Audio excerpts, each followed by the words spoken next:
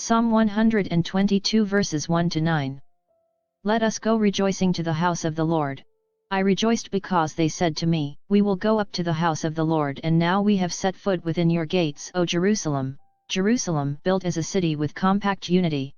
To it the tribes go up, the tribes of the Lord, according to the decree for Israel, to give thanks to the name of the Lord. In it are set up judgment seats, seats for the house of David. Pray for the peace of Jerusalem. May those who love you prosper. May peace be within your walls, prosperity in your buildings. Because of my brothers and friends, I will say, Peace be within you.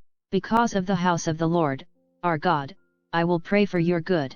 Psalms 120 to 134 are called the Songs of the Ascents, because they were sung by pilgrims on their way up to Jerusalem. You will recall Jerusalem is on a mountain top, so as pilgrims left the Jericho's river valley, and began their 3,800-foot climb to the holy city, along the way they would recite these psalms. Jerusalem's city walls give the impression of strength. Once you are there, you feel like a real member of the people of God, if you observe the Lord's decrees. Deuteronomy 12 verses 5 to 7 speaks about the temple which unifies the people of God, in one location. Instead, you shall resort to the place which the Lord, your God, chooses out of all your tribes and designates as his dwelling. And there you shall bring your holocausts and sacrifices, your tithes and personal contributions, your votive and freewill offerings, and the firstlings of your herds and flocks. There, too, before the Lord your God, you and your families shall eat and make merry over all your undertakings, because the Lord your God has blessed you. Deuteronomy chapter 16 verses 16 to 17. 3 times a year, then, every male among you shall appear before the Lord your God, in the place which he chooses, at the feast of unleavened bread, at the feast of weeks, and at the feast of booths. No one shall appear before the Lord empty-handed, but each of you with as much as he can give, in proportion to the blessings which the Lord, your God, has bestowed on you.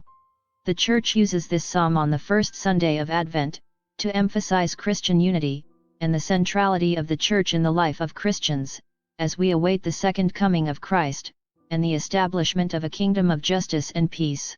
I recall my first pilgrimage to Bosnia. War had ended, but a rekindling of the war was still on the horizon, as evidenced by the presence of I-Force personnel and equipment. The closer we came to our destination, the easier it was to focus on our goal, and war, or threat of war, were no longer a concern or focus of our thinking. We were on our way to visit a holy place of God.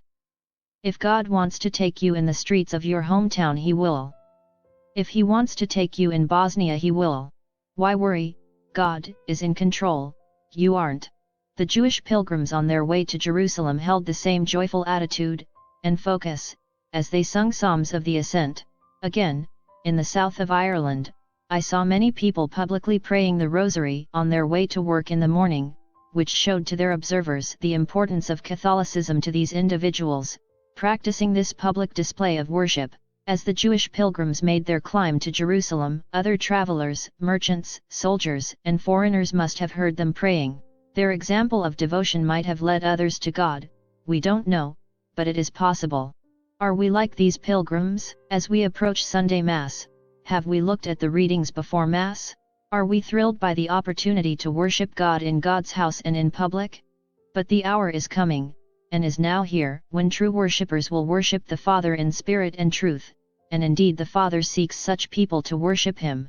God is spirit, and those who worship him must worship in spirit and truth.